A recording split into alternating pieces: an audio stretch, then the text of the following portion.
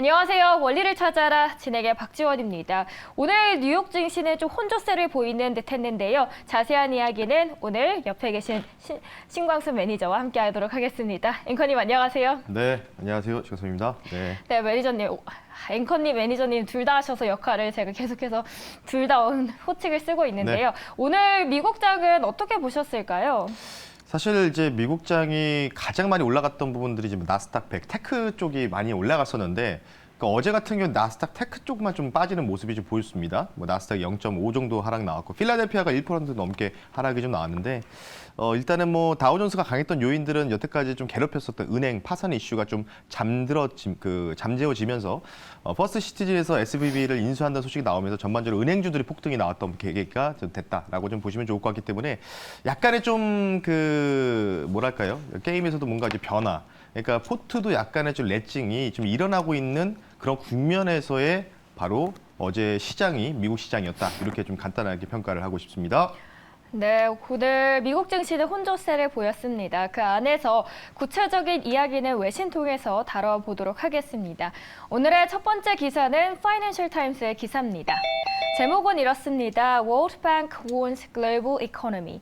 세계은행이 전 세계적으로 경고장을 내밀었다라는 내용인데요. 본문에서는 구체적으로 2.2%.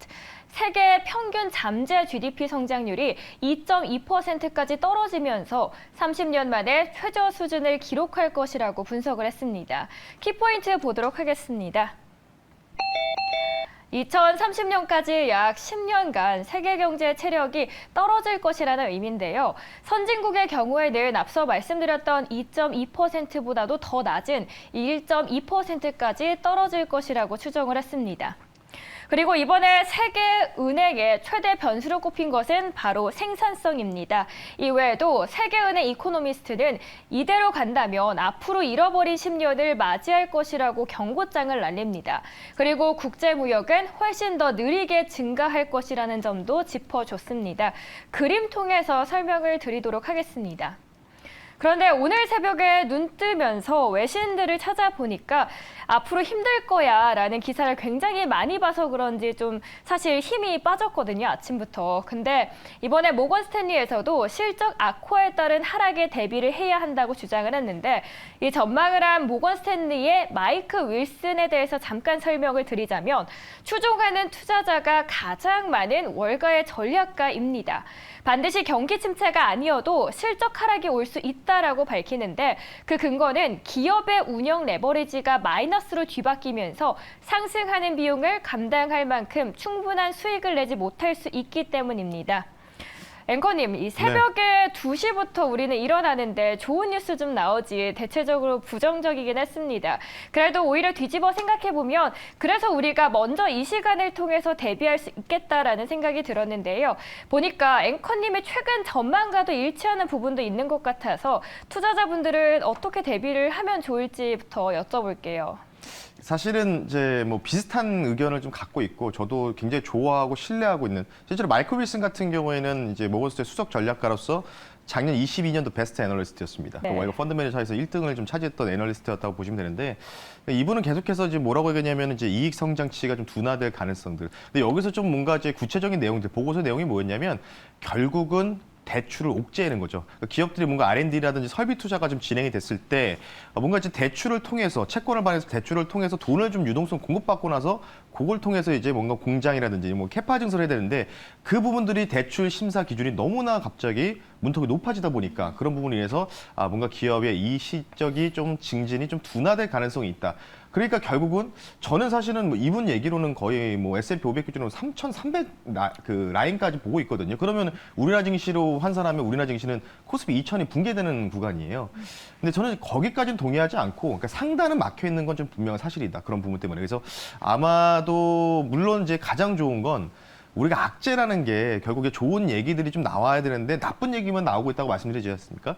그렇다는 얘기는 오히려 나쁜 얘기들이 이게 미리 선제적으로 나오는 이 경고성으로 나오는 게 저는 오히려 이게 호재이지 않을까? 이렇게 약간 이런 생각도 들거든요. 왜냐하면 누구나 아는 악재는 다 악재가 아니지 않습니까? 악재라는 거는 시장을 뭔가 급락시키는 요인들은 우리가 몰랐던 거, 미처 몰랐던 부분에서 악재가 나오는 거 보이기 때문에 전반적으로도 지금 뭐 시험 리스크가 어느 정도 완화되는 부분이 있지만은 상단은 좀 제한적인. 우리나라 증시도 지금 상단이 좀 막혀 있죠.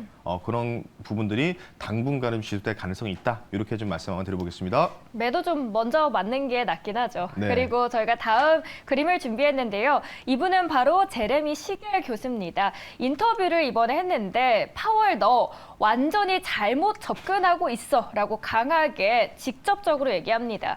파월의 FOMC 기자회견 기억나시나요? 네. 네, 얼마 전에 있었는데 파월이 기자회견에서 금리 인하는 우리 기본 상황이 아니다라고 언급했는데 거기에 대해서 연준이 금리 인하에 대해 생각도 하지 않는 것은 놀랍다고 얘기하면서 경제는 수요 과잉이 아닌 공급 문제에 직면한 것이고 노동시장도 공급 측면의 문제라고 지적을 합니다. 이 발언에 대해서 어떻게 보실까요? 그리고 외신들의 평가도 좀 궁금합니다. 사실은 이제 제레미 시걸 이 교수분께서는 조금 이제 비관적인 그렇죠. 이 의견들을 계속 내비신 분이었고 거의 뭐 닥터 둠과 거의 비슷한 이 위치에 계시는 분이라 보는데 뭐 10년 전에 똑같은 의견을 계속 제시를 하셨습니다. 그러니까 도이치뱅크도 사실 어찌 보면은 10년 넘게 하신 분들, 주식 투자를 10년 넘게 하신 분들은 아시다시피 10년 전부터 도이치뱅크도 계속해서 망한다. 이런 얘기가 나오고 좀 있기 때문에 사실 이제 전반적으로 봤을 때 뭐 이런 당연히 그러니까 저는 이렇게 좀 생각하고 있어요. 그러니까 이분은 이제 경제학이라든지 이쪽 그 학문 쪽에서의 그 교수님이니까 당연히 경제 상황에 대해서는 그렇게 평가할 수 있겠지만 주식시장은 상당히 다르죠.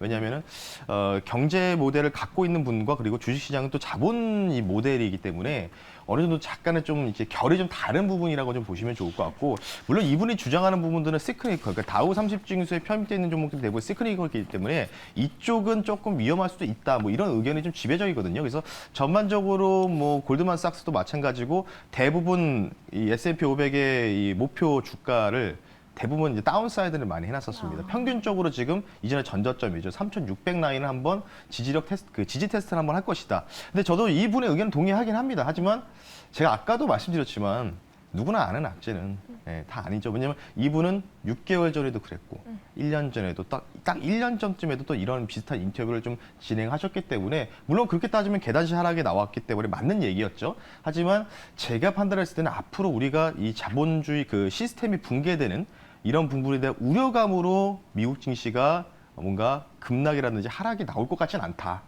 다른 우리가 모르는 악재가 나와야지만 뭔가 시장이 흔들리지 누구나 아는 악재는 제가 악재가 아니다. 이거 다시 한번 좀 강조를 한번 드려보겠습니다. 역시 미국 쪽으로 공부를 많이 하시다 보니까 네. 인물별로 그 배경까지 설명을 해주시니까 더 왜 이런 이야기를 했는지 이해가 쏙쏙 됐습니다. 저희 첫 번째 이슈로는 신광섭 앵커와 함께 나눠봤고요. 이어서 파이낸셜 타임스의 기사들도 함께 보도록 하겠습니다.